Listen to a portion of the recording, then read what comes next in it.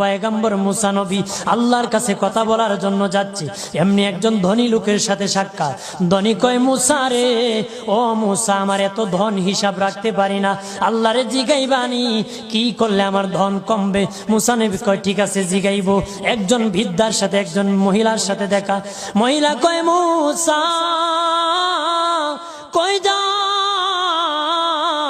কই যাও রে মুসা? মুসা নবী কয়, তোর পাহাড়ে যাব, আল্লাহর সাথে কথা বল।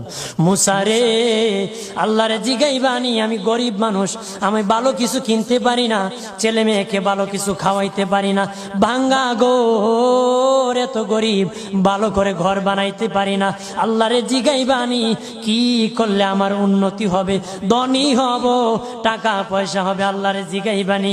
আল্লাহ মুসা নবী কয়, ঠিক আছে, আল্লাহরে জিগাইব, তুমি কেমনে ধনী হইবা? আল্লাহ নবী মুসা নবী 3 রাস্তার মোড়ে যা দেখে একটা লোক বসে আছে, তার 2 হাত নাই, 2 পা নাই, 2 হাত নাই, 2 পা নাই। ওই লোক ডাক দিয়া কয়, মুসা রে, জীবনে কোনোদিন নিজে হাঁটতে পারি নাই, নিজ হাতে খেতে পারি নাই, কেউ খাওয়াইলে খাই, নতুবা উপবাস থাকি, বৃষ্টি আসলে ভিজি, সেখানে আমি আবার শুকাই।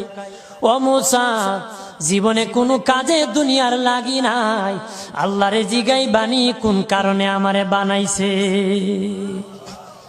আল্লাহ কয়, জিগাই মনে। মুসা নবী কয়, আল্লাহরে তোর পাহাড়ে মুসা নবী, মুসা ছিল কালিমুল্লাহ, কথা বলার প্রেম ছিল, কথা বলতো, কথা বলার প্রেম ছিল। কথা বলতে বলতে শেষ দিকে আল্লাহ গো, আসার সময় 3টা লোক আমার কাছে প্রশ্ন করেছে। একজন লোক হলো ধনী, কিভাবে তার ধন কমবে গো?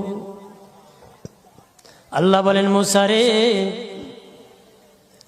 তারে জানায়া দাও, যাকাত দেওয়া যেন বন্ধ করে দে, শুকরিয়া আদায় করা যেন বন্ধ করে দে, তাহলে আমি প্রভু আল্লাহ সুবহানাহু ওয়া তাআলা তার ধন কমায়া দিব। যদি শুকরিয়া আদায় বন্ধ করে, তাহলে ধন আমি কমাই।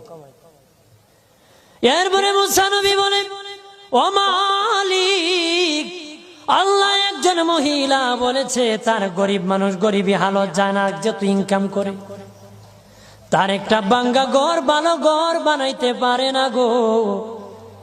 ও প্রভু, কি করলে তার ঘর উন্নতি হবে, তার অবনতির থেকে উন্নতি হবে?